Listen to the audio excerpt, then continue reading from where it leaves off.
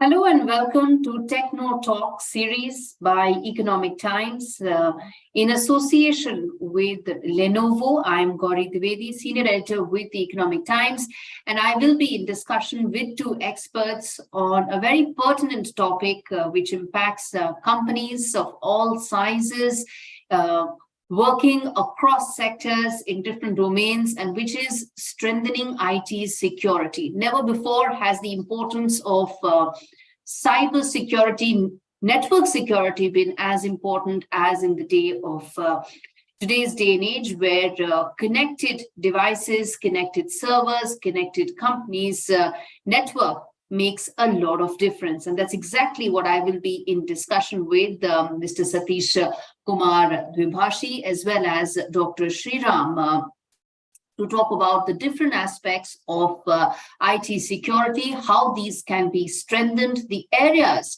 which require more focus, and also how companies combat in any specific instance when their IT security apparatus could either be compromised or seem inadequate. Let me first welcome both Mr. Satish as well as Dr. Sriram into this discussion. Yeah, hi, Gauri. Good afternoon. Good afternoon to both of you. Good afternoon, Gauri. Dr. Sriram is the CEO of Cyber Security Center of Excellence, Data Security Council of India. He holds a PhD in Open Innovation in ICT.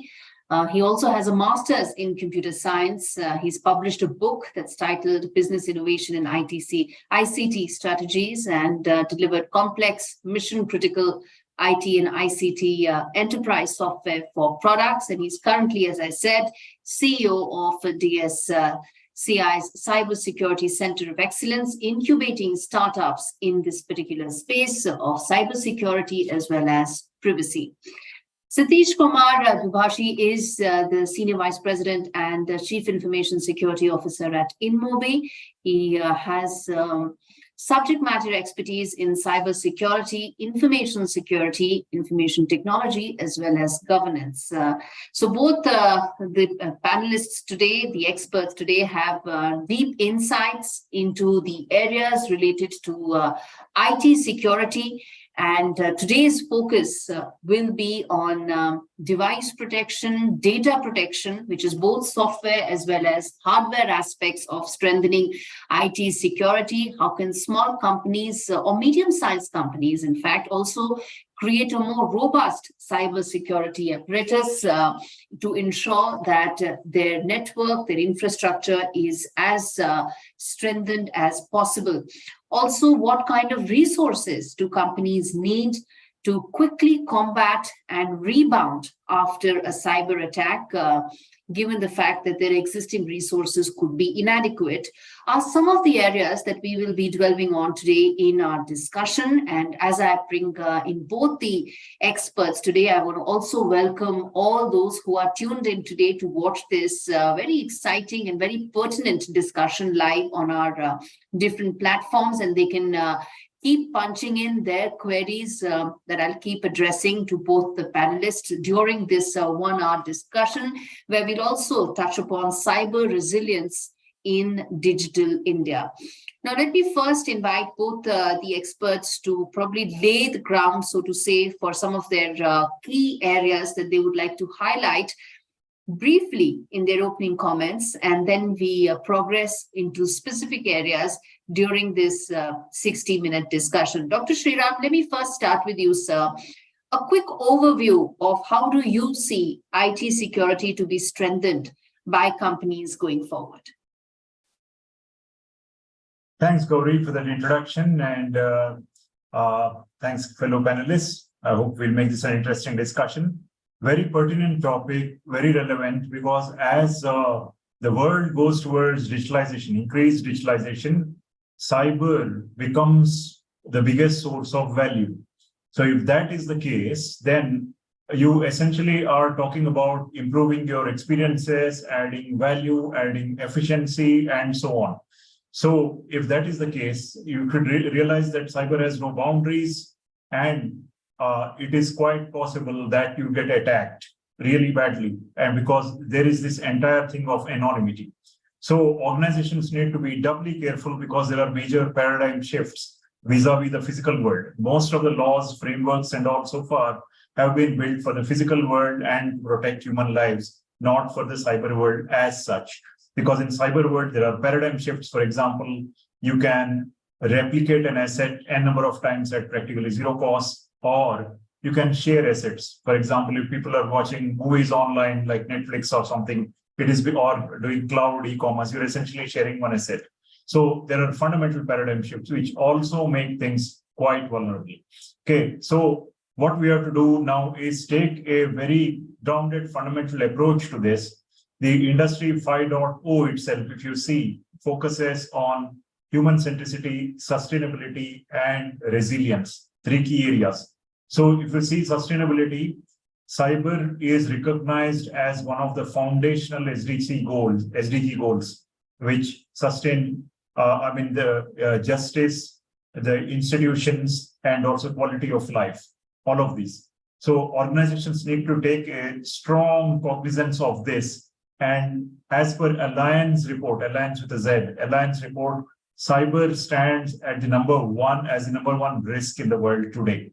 And all the others follow later, like political unrest, terror attacks, climate changes, all these other things follow later. So what is treated as the number 1 risk in the world? How should you be dealing with it? This is the question that organizations need to ask.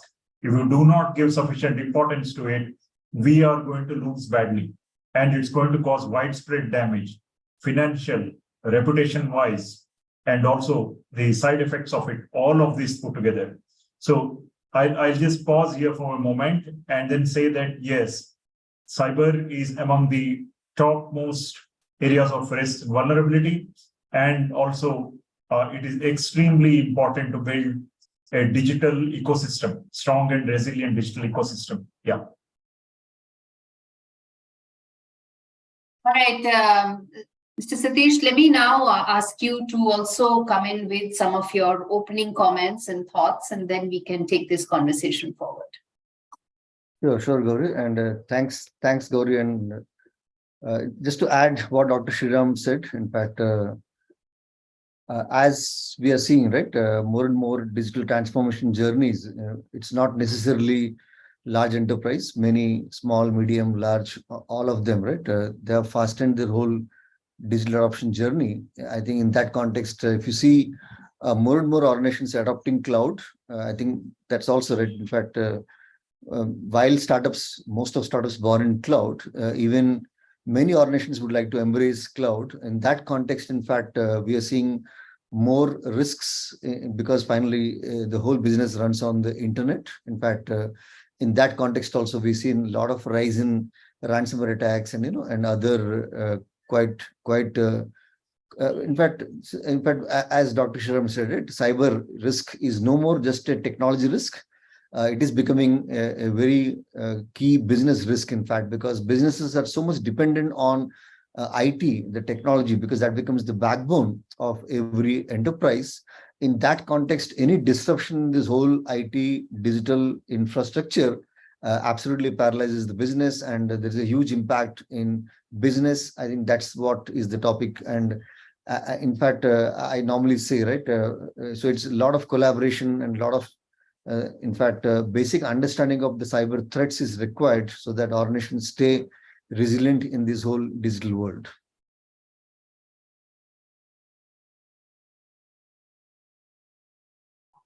Yes, indeed. Yes, indeed. And in fact, one were to talk about security from all aspects, network security, endpoint security, internet security, or cyber security. Would you like to address each of these individually, Dr. Sriram, and then, of course, I bring in Satish as well on this? Yes, actually, there are a lot of areas that time will do justice, because the point is that cyber cuts across all verticals and all horizontals. So, for example, you take from hardware, chip level security, to the hardware, the network, then the platform level layer of security. Then, of course, you have the middleware, then the application level security, cloud, Then you have whole other areas like cyber forensics. Then there is fake news detection, fake videos detection, all sorts of things. And then if you have to protect information, you would have to protect data in motion, data at rest, and data while processing. Okay, and also you'll have to be, if you're a bit looking a bit futuristic ahead, you'd also see that quantum computing is going to play a role, because as quantum is evolving, quantum computers are evolving, the encryptions get compromised because quantum computers can crack it. So what is now, there's a peculiar phenomenon happening like harvest now, decrypt later. That means all the sensitive documents will be taken off and kept. So you go on storing them. And then the day quantum computers become viable, you can encrypt them at leisure. Okay, that's what some of the malicious actors would do, or even nation states would do. So that would compromise a whole lot of sensitive information, both now and later. So that is the reason why it is extremely important. And as far as data goes, you need to protect not just the data of today, but the data of the past also.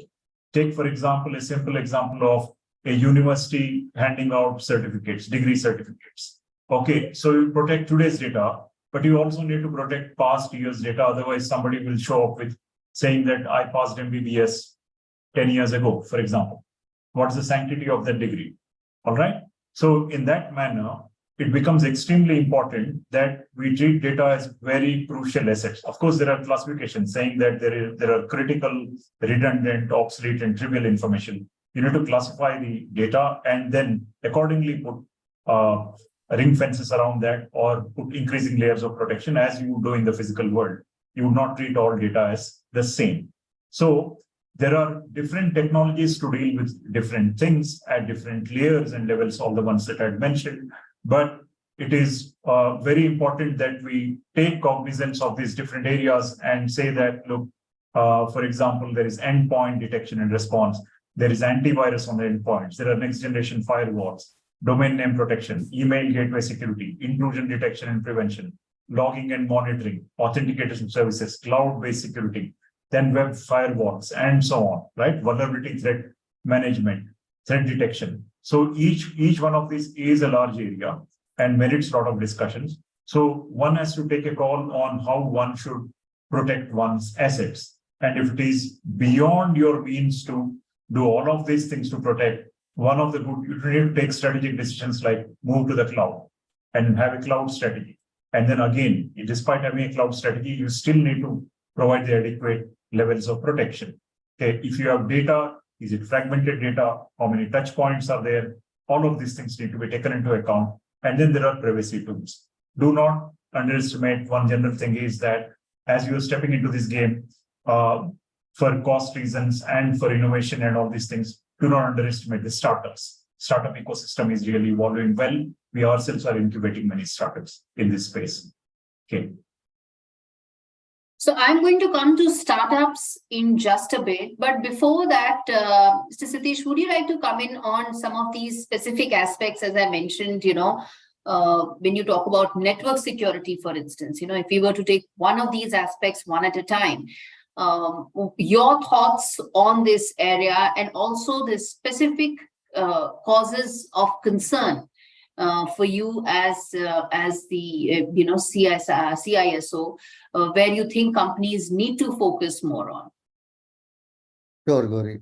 So in fact, see what happened, there's a huge shift in the whole working model. In fact, post-COVID, we've seen people, earlier people used to go to office, work in a very confined environment, the corporate environment, where the corporates would have really drawn the perimeter, implemented a lot of enterprise solutions. In fact, especially in this whole current hybrid model, employees work from anywhere nowadays. In fact, in that context, endpoint security is becoming very, very important. While no doubt network security, a lot of enterprises have really gone into the zero trust model, right? SASE, especially to ensure that you do not just open the whole corporate environment, right? So traditionally, what we used to use VPNs today.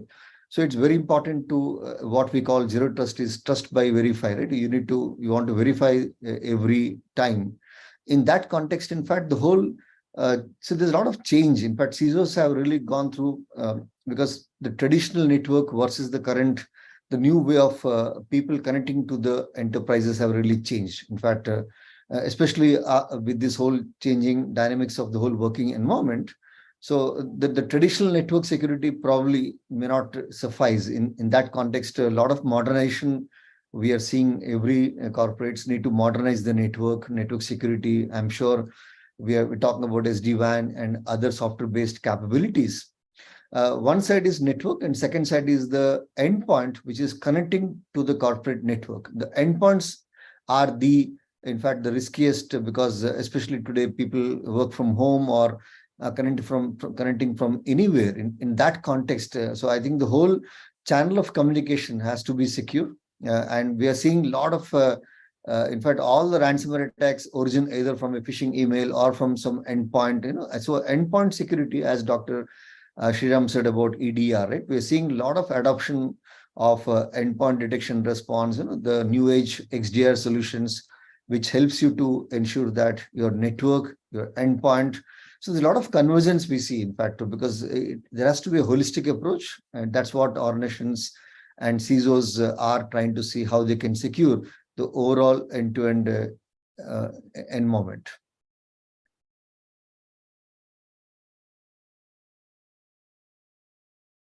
I was reading the kind of losses that phishing attacks bring to companies annually. You're talking about some very big numbers, some very large losses, running into billions, whether it is for large corporations or mid-sized corporations. So clearly this is a threat that's pronounced and growing in its ambit.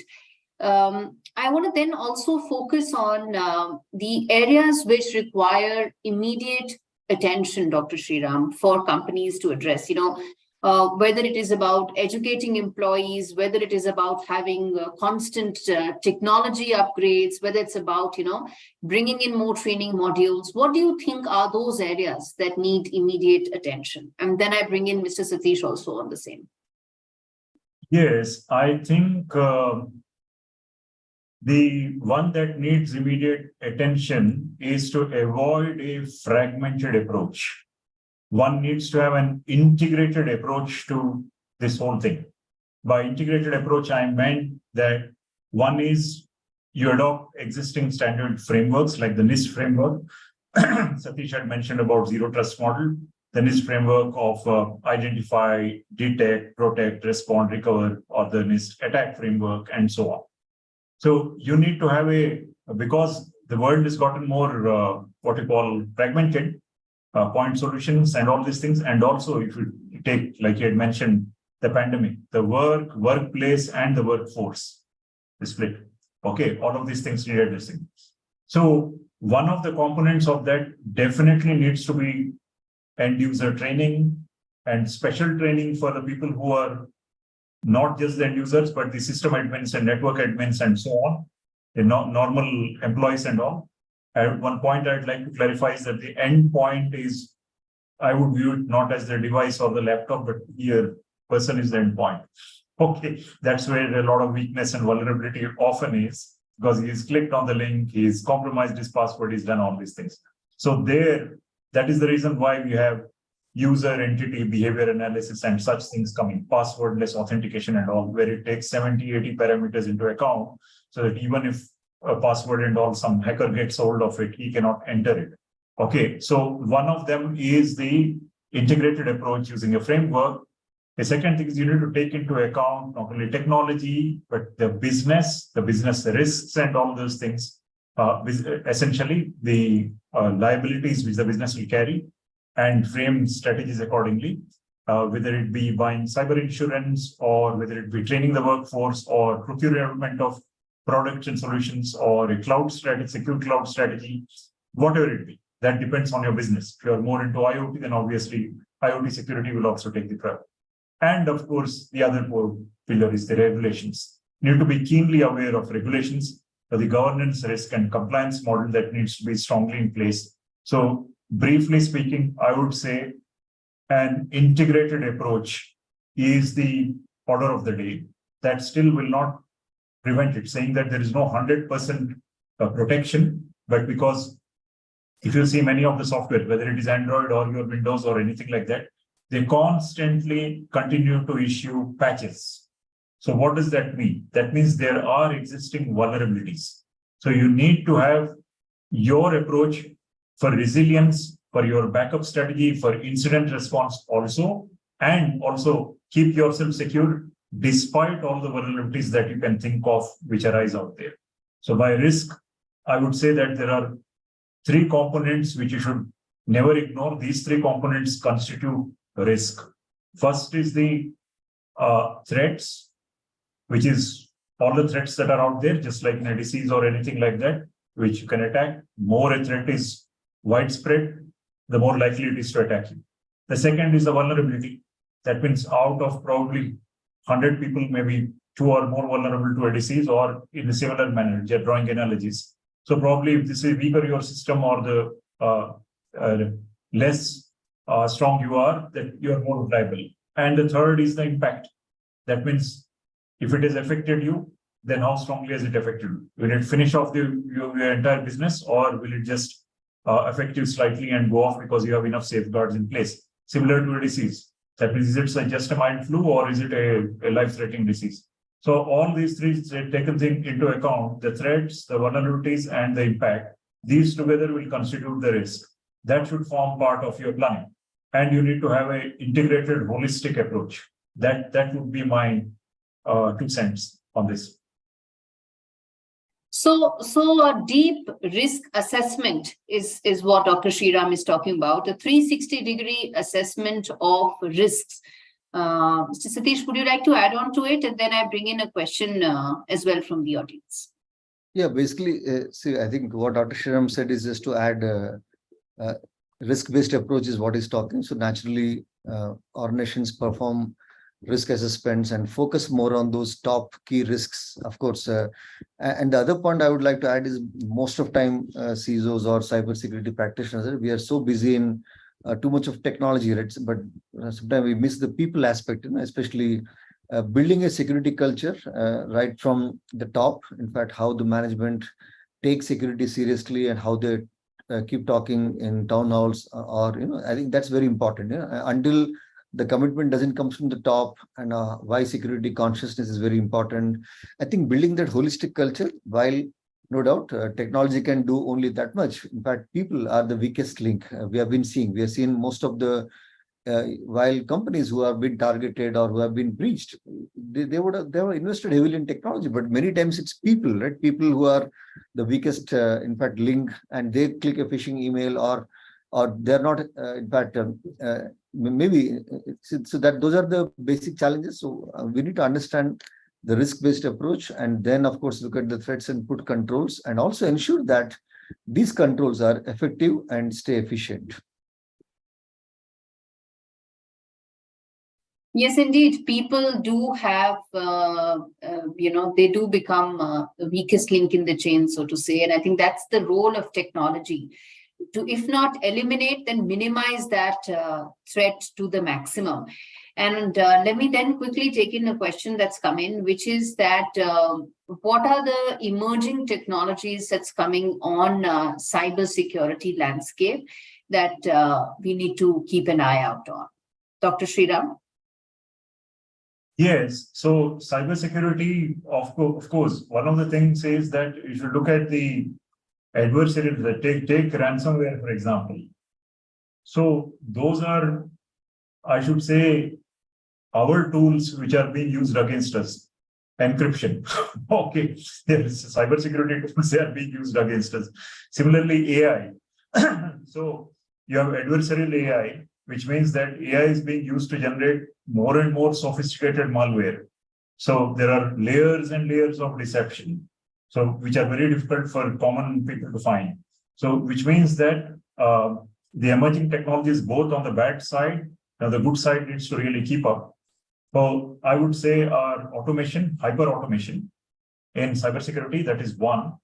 The second one is AI, obviously. Okay. So that is there. The third one is, if you want to talk about emerging technologies, IoT security, drone security, and such, okay, for cyber physical systems. So that would take, or that would also be very these things. The other one that will drastically improve are the things like human-centric user entity behavior analysis and so on, which would put lesser burden on the human beings so that systems are secure transparently. So the big paradigms are security by design and privacy by design. So the other thing which are going to come are the privacy enabling technologies, okay, PETs as they call it, which means that if privacy laws are going to be passed in 137 countries around the world as per UNCTAD report, UNCTAD report, which means that we have to be compliant. If you are developing a product or a service that you want to sell in any country around the world, you need to be compliant to the privacy laws of the world. Otherwise, you end up looking very bad in the courts of law. Okay, so that is the reason why you need to have privacy by design and security by design. These are really emerging in a big way. And of course, the frameworks. So surrounding this, you obviously need to have frameworks. For example, let's say robotics is going to pick up drastically because of automation in cyber physical systems. Then robotics related security, all the things related to that need to be taken into account and be inbuilt into the systems. So that is there. Hardware related security is there, but it is going to continue to grow in a heavy manner.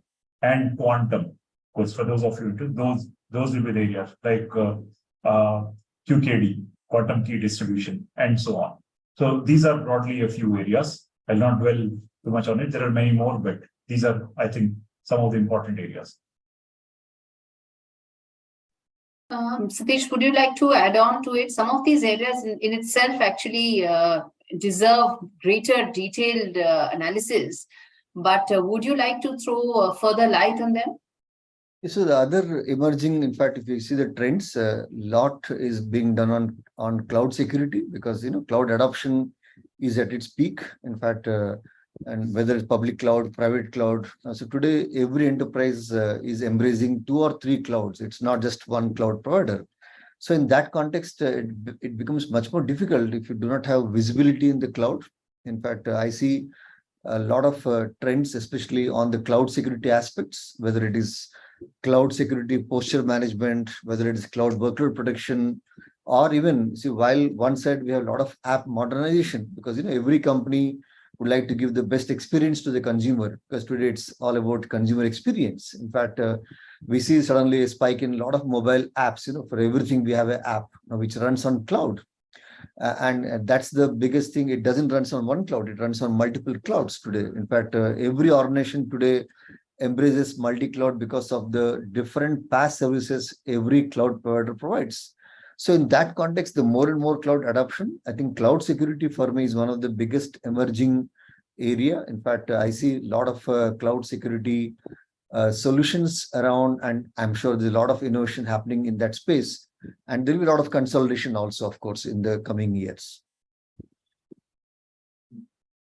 Yes, indeed. And I'm going to come back to cloud security after taking one more question, because that really is becoming a very major area for companies. They're investing more in it.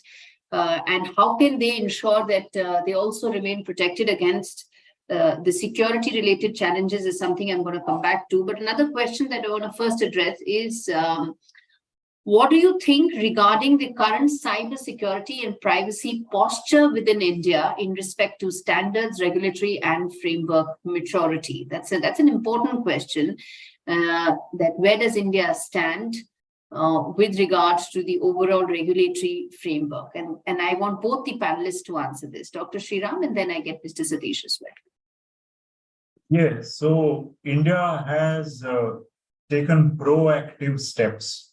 Especially, you see that we are an industry body, Data Security Council of India, and the Cyber Security Center of Excellence. We are playing a very active and keen role in the evolution of standards in the country, and also in regulations. For example, the privacy bill that is coming out to become a law. So, DPDP bill, that is one example. The others are the cyber law framework, cyber framework that is being written by the National Cyber Coordinator right now. We've contributed heavily to that. So that is another thing in the pipeline. And then, of course, for those who are interested, MeitY does put up many position papers in different areas, almost every area, all the emerging technologies that I mentioned. So recently, we also wrote one entire paper on providing guidance on navigating the IoT security standards that are coming up. So worldwide, if you see, just in the last 3 years, about 6 standards have been released in IoT security alone. To navigate them itself, it becomes a very complex area.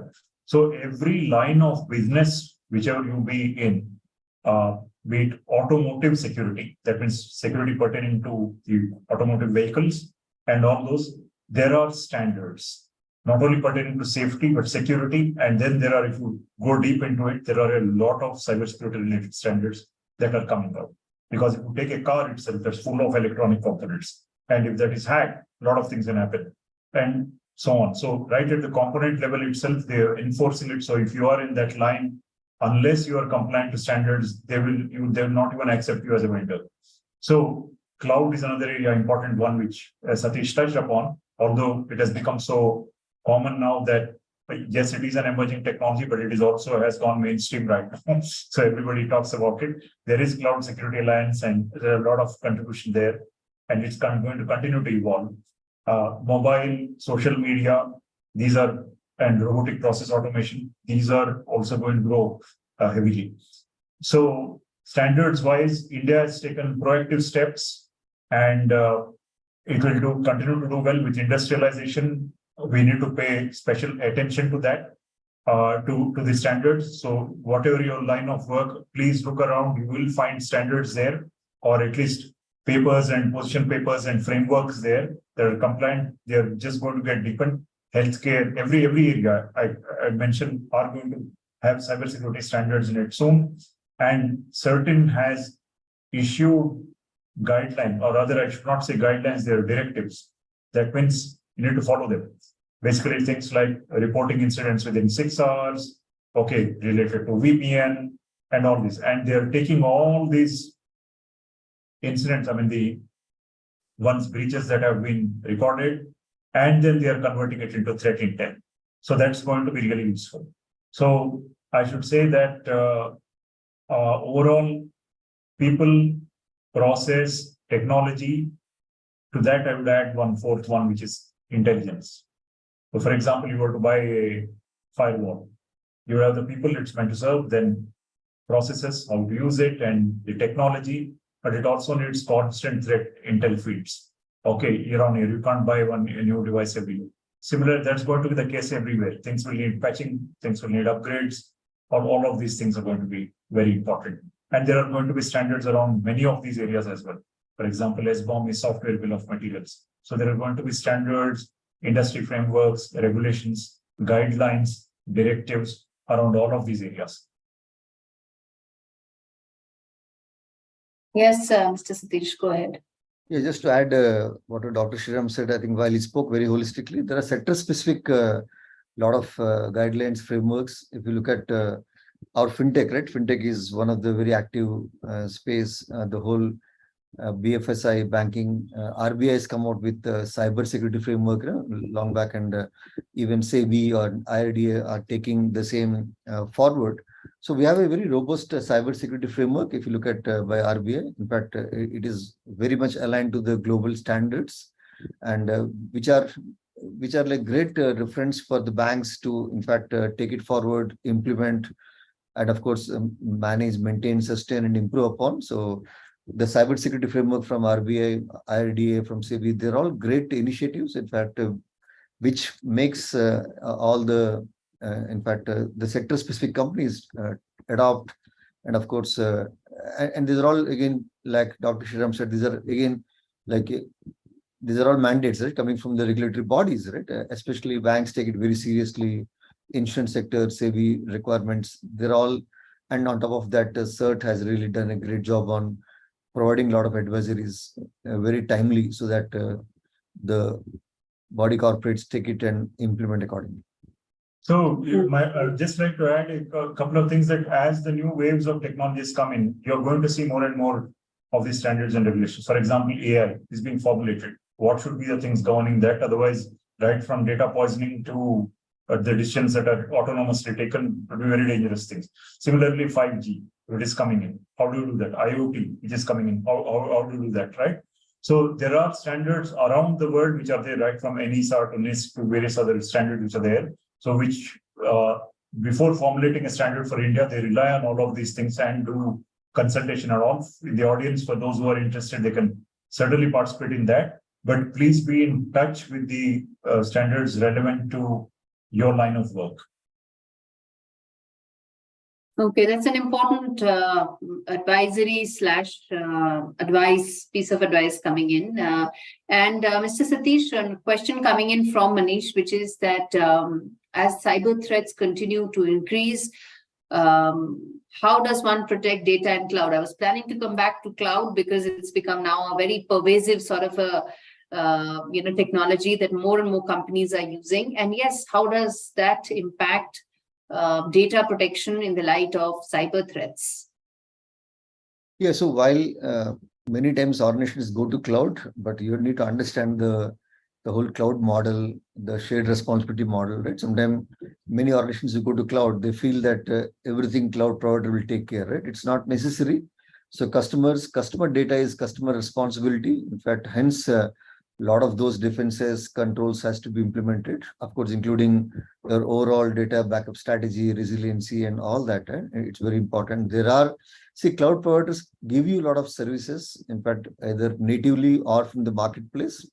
So it is the customer who need to perform the risk assessment and ensure that whatever critical data, right, they use the right kind of encryption and those encryption keys are properly protected, managed, and most important in cloud is a governance structure. Many times organizations fail because it's very good to go on cloud, but then without proper cloud governance, without proper risk management, many organizations end up, having these kind of threats. So while cloud is great because it gets you a lot of agility, performance, scale, and elasticity, but definitely cloud security and data security on the cloud is paramount. And of course, there are various kind of technologies today available, especially whether it's backup or immutable backups, or because that's the only way how you can come back, if at all, in case any kind of ransomware attack, so that you come back and get back to business. So I'd like to add a point here to what Satish mentioned. See, again, I would emphasize that please go with a framework-based holistic approach. To the audience, I'm mentioning, saying that, for example, say Cloud Security Alliance is there. It has identified in cloud 16 domains and 133 control areas. Okay, they are very clearly done. For example, there is application security and interface management, business continuity and operational resilience, change control management, data center security, encryption key management, governance risk management, human resources, identity and access management, mobile security, supply chain management. So there are several. Within that, there are many. As I mentioned, there are a total of, they've identified 16 domains and 133 control areas. Depending on your line of your business and all these things, you will need to assess carefully. But this is for cloud. That is a cloud control matrix, it is called. So it's going to be a big field, and there are frameworks around that. So I would invite everyone to explore these things if you're very serious about cloud security. And then there are many aspects and solutions surrounding this. Please do contact us if you have any doubts or anything, you need some help, or so we can provide some guidance. Yeah. What about security with regard to contractors, vendors, or third-party risks, if one were to put it? How pronounced is that?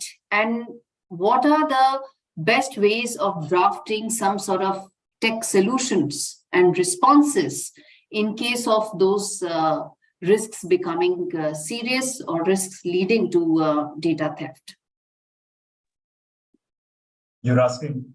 Yeah. Yes, I'm asking to both of you. Dr. Sriram, go ahead, and I'll ask Mr. Satish as well. Yeah. Okay. So it's interesting you should mention that, because we are going to do in the coming weeks one particular seminar specifically on this one alone. That means cyber contracts management, third-party risks, supply chain risks, and so on. So this is an extremely important area. And so far, yes, there was, I mean, people are doing it, but the focus has increased much more. Simply because on one side, the regulations have increased. Take, for example, GDPR. Okay, so in that, not only the people who are the principals, like, for example, say the banks in Europe, but supposing they have outsourced some parts to a vendor in India, the vendors in India are responsible, and then their subcontractors also. The entire chain is liable in the court of law in Europe. Okay, there is no escape. So that's the way the law is. So all of them are extremely, there needs to be very strong back-to-back contracts, especially in the context of privacy laws and also other cyber laws and everything. So we need to have very stringent laws there. And supply chain attacks have increased. So you need to have specific tools there. I'll just throw one example. For example, there is one tool called one startup called My Data, My Consent is there, which is incubating with us. So in that, what they do is that there are various touch points. Take, for example, an insurance industry. In that, at the time I'll take an example only because it's easy to explain. If you're applying for insurance, that is one touch point. You give a lot of data to him. Then if he grants you insurance or he doesn't grant you insurance, what do you do with that data? So that's there. After that, supposing you are applying for a claim, that means one person gets hospitalized, and after that he's filing for claim. Again, there's a lot of private personal data that is getting leaked out, right? So at every point, supposing his insurance is expired, then what do you do with the data? So at the hospital, the insurance provider, the person, and all the different vendors, or many of them are there. So what happens is there are tools and technologies evolving in which specifically they work as intermediaries, adhering to so many laws, and then they will lock and unlock the data as required, only with the people, only for the duration for which it is required. Okay, so such technologies are rapidly evolving, which we should take really cognizance of and adopt. Soon it will become mandatory that all of the people are adopting such. Right now, we are in a very fuzzy area. So for example, many apps on mobiles may be siphoning off a lot of data and taking it off and selling them to different websites around the world. That is the reason when we measured, we found that there is traffic going out at night, 2 o'clock also, from apps that are unopened also. And it is happily siphoning off all the data within 13 seconds and sending them off to websites around the world, especially China, Singapore, Hong Kong, and all 30, 40 different websites around the world. And you can't do anything about it because at the time when you installed the app, there was one little tick saying that the data will be shared with all third parties and affiliates and so on. Okay, so this is going to change soon. So that is the reason why contractual matters, they become extremely important, especially in the context of the larger laws and all that. This is all the more also important from the point of view of forensics, that if a crime has happened or anything has happened, how do you trace back the entire thing? Okay, so that becomes a extremely important thing. So attribution and all become very important. So all in all, it's too much to talk about in a little one, but the contractual matters, contracts are going to be very important. The way the tenders are written, the way the SLAs are met, the way the regulations are met, the way the governance are done, the way the risks are mitigated, there will be metrics around all of those. Supply chain risks and third-party vendor management, all of these are very important. I will invite everyone to attend our seminar. Yeah. Okay, let me bring in Satish as well. And in fact, there's another question also, Satish, for you on startups. I'll come to that, but first, specific to the cloud question. I think you're asking third-party risk, right? So that's one of the key. And after that, third-party risks. Yeah. So basically, if you look at most of the enterprises, they get a lot of things done from third parties. So third-party risk is definitely one of the biggest risk. And of course, there's we call it as TPRM, third-party risk management process, which many organizations have. While right from onboarding a supplier, or of course today we call partner. So right from onboarding to, so having the right kind of vendor governance and ensuring that the vendor partner understands what the enterprise, what they're delivering. And of course, as Dr. Shriram said, adding the right clauses in the contract, right to audit, or so I think it's a whole value chain. And today, many enterprises leverage a lot of suppliers today, whether it's contract employees or suppliers or partners. So I think while that's the only way how you have to get things done, because you want to focus on your core areas and get the rest all things done by third parties. So hence a third party risk management framework is mandatory. In fact, many organizations, especially large banks, insurance, have a third party risk management team which constantly looks at the key suppliers. They also rate who are my top 20, top 30, top 100 vendors, right? Which they have to have a strong governance in place. So they constantly see whether the vendors also understand the objectives of the organization for which they're serving, and of course keep performing those due diligence checks and keep performing those third-party risk management exercises. Mm. And what about startups, Satish?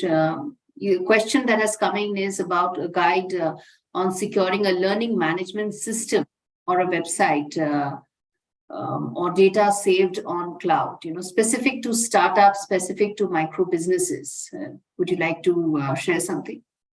See, by default, most of the startups I see, either they are born in cloud, especially the digital native ones. If you look at most of the tech-based startups, digital natives, they're all predominantly very tech-oriented, born in cloud, and they embrace a lot of cloud. In fact, so when they start small, they fundamentally start embracing those cloud security solutions. And of course, most of the tech I see in tech startups, because the founders itself are tech guys. They understand the nuances of technology. They build the whole product right from the ground up on the startup. And as they mature, in fact, especially if you look at startups right after the C series or as they grow, that's where they start putting all the process in place. But otherwise, predominantly startups embrace cloud.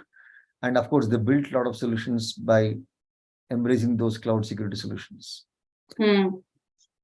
So, yes. Yeah, on that, I would like to add that we've conducted many for SMBs, MSMEs, and all that, many sessions, workshops. We have a framework for assessing the cyber, level of maturity, and also what they should be doing for an SME, MSME, where they are, their posture is and all. So, and privacy posture also. So, what we found is that a lot of them are not ready yet. And it is, while there are many tech startups and all, the bulk of them are not.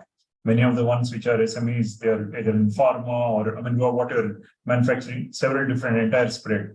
So they are extremely vulnerable in the sense that their private data, their IT data, their employees' data, so many other things, including their finances and all those things are up for grabs and also liable for attacks, ransomware attacks. I have myself received a lot of panic calls, saying that they are done and they don't even have a proper backup strategy in place. So SMEs, I should say, especially Indian SMEs, are very, very vulnerable indeed. Worldwide also, because they do not pay that much attention. Even in tech startups also, their whole idea was about rolling out their solutions, going to market and quickly making themselves known or reaching another stage, rather than cyber, which they only treated as an afterthought until they are hit. So it is extremely essential that they look for appropriate solutions. They first of all recognize and identify that. We've been doing a lot in that respect. They adopt frameworks and which are affordable. So there are a lot of good startups, cybersecurity startups, which provide such solutions, and also large companies which provide special solutions for cyber solutions for SMBs, which are far more affordable and all. So they should take advantage of all of this. In fact, there's a sector specific question has come up, Satish, that's very interesting, which is that what about data security for publishing companies? How can that be addressed and the challenges that lie ahead? Yes, predominantly security by design, what we call. I think it's very important to understand what are the crown jewels, where is the data. See, many organizations do not know where the data is, in fact, right from the data classification, data labeling, and where the data is being stored. I think that's the whole process of data security, what we normally advocate to many startups, in the sense the whole right from at the design stage, because whether it's publishing or today most of the organizations who have a lot of this data, right, dispersed in here and there. So I think the primary objective is to understand what are my key data classification, and of course data labeling, and then putting controls around how to secure those data by using the right methods like encryption, of course, and database. When they store into the database, using those technologies which today many cloud providers give you as part of well-architected frameworks. In fact, most of the cloud service providers gives you a lot of guidelines on well-architected frameworks. And of course, there are a lot of publications around how to secure data in the overall value chain. Another question that's come in is around another question that's about international cooperation with other organizations, with other countries, cybersecurity experts, in terms of sharing best practices. And I think in an area which is still evolving, with risks still coming up, newer challenges emerging, I think sharing of best practices can provide some very credible, long-lasting solutions. Isn't that so? Dr. Sriram and Satish. Yeah. Already there are platforms like, see, the best example is Dr. Sriram, NASSCOM, in fact, certain. So every cert, in fact, they participate. They all share a lot of information, a lot of sharing happens. In fact, again, things like bodies like ISACA, even the ISO standards, they're all global standards, and there's a lot of representation from most of the countries. There's a lot of dialogues happens. So that way, I think there's a lot of information sharing happens across countries. CERT is the best example. Every CERT, in fact, they share a lot of information, threat intelligence, as Dr. Sriram said. So in fact, imagine CERT US or CERT UK saw something, right, happening, which may be alarming for CERT for India. I think they pass a lot of information. So there's a lot of information sharing already happening. Of course, bodies like NASSCOM and DSAI, they also participate across the countries. I think Dr. Sriram can add more. Yeah. So if you take the latest example now, G20 or the Quad Alliance, okay, many countries coming together, being part of G20 and all. So there's a great deal of cooperation and collaboration in which, because the threats across the world are increasing in terms of scale and sophistication. All right, so they have collectively meet these threats, and there are other state actors also which have come into the mix. So essentially, people have to get together to meet these various threats, and then share technologies, tools, frameworks, standards, and also processes. So all of these things are happening at different level. I would say there have been excellent starts. There is good momentum, but it is far from adequate. So given the threats and the risks that are happening, for example, say dark web or darknet, there is no control there.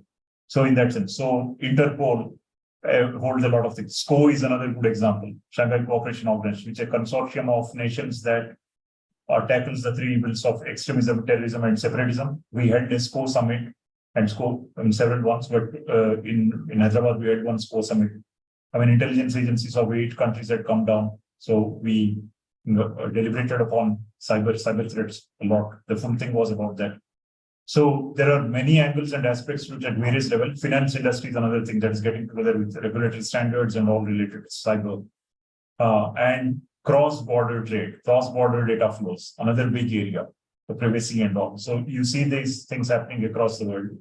So which is the reason why, again, depending on your particular area, domain, or your line of work, you need to be keenly aware of what is happening there. If you have any doubts, please do reach out to us. For example, say you're a pharma company selling your goods in different countries. Yeah. So all right. Important points made by Dr. Sriram.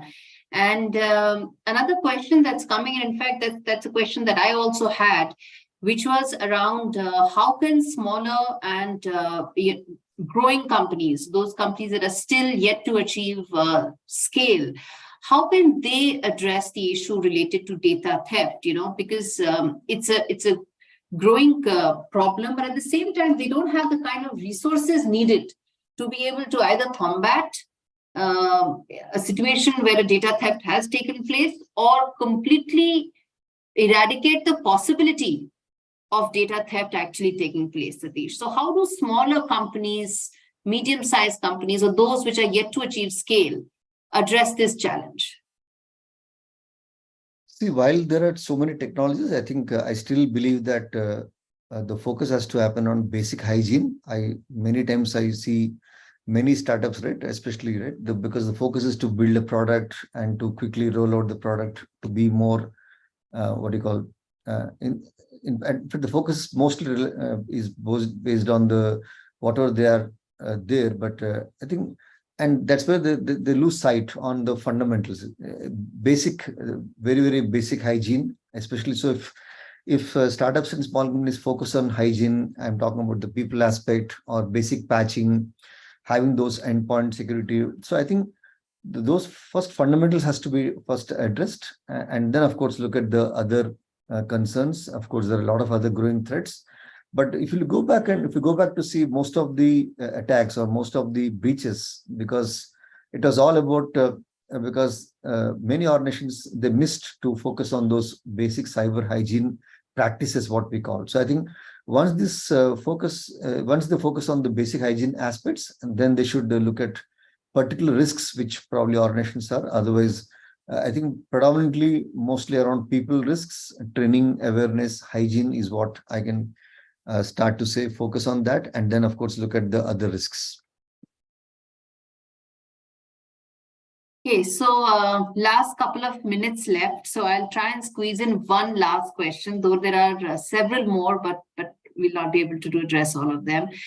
One question is around cyber security, another evolving domain, and as Dr. Sriram mentioned, this is now a global issue. There are companies around the world coming together. There are global efforts being made. EU is taking major strides in this area. Where do Indian companies stand vis-a-vis their counterparts in other parts of the world? Especially so, given that large companies like a renowned hospital in India its data, some of it was compromised. So where are we on the cyber security landscape now as against what we were some time back? So, yeah, I can take that question. So that is something that we are doing as an industry body. We do take cognizance of that. There is fortunately very good momentum. The situation is not very great right now because of the rapid digitalization that is happening. I mean, we are a country that has suddenly taken digitalization, leapfrogging and all these things. They did not go through the usual process of industrialization and all that. And for example, let's say in the US and the other nations which are there, Western countries, they went step by step, meaning that they first had a landline and then a mobile phone, then a smartphone and so on. We have directly jumped off to smartphones, right? Similarly, if you had an internet connection, you had the landline, an internet cable in the entire building, then that's how they grew the computers. Whereas right now, in a building, you put up a few Wi-Fi hubs, you're done, you're wired. Okay. So in that sense, we have rapidly gone ahead with the leapfrog to the digitalization in many respects without really evolving the underlying safeguards and security, which is happening now. So the good thing is that we are being quite proactive about it. And the flip side is that there's a big digital divide and the people who are taking to it may not catch up to these security as fast as they should be doing in order to safeguard themselves. That those investments and that awareness has to happen. So fortunately, there are many ones like even Cyber Swachhta Kendra provided free of cost. If you were to go, there are tools provided free of cost. People can take that, even if they're not able to buy antivirus and stuff like that. So they should take those things, and then the standards and all this which are coming in as regulatory mandates, so that and the automation. I will have to interrupt you there. Quick one comment from Mr. Satish as we look to wrap this session. Yes.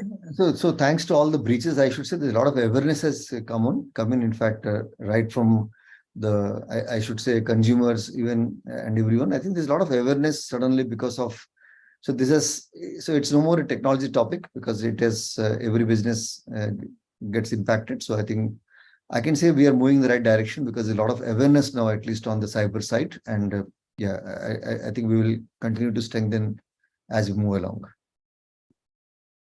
All right.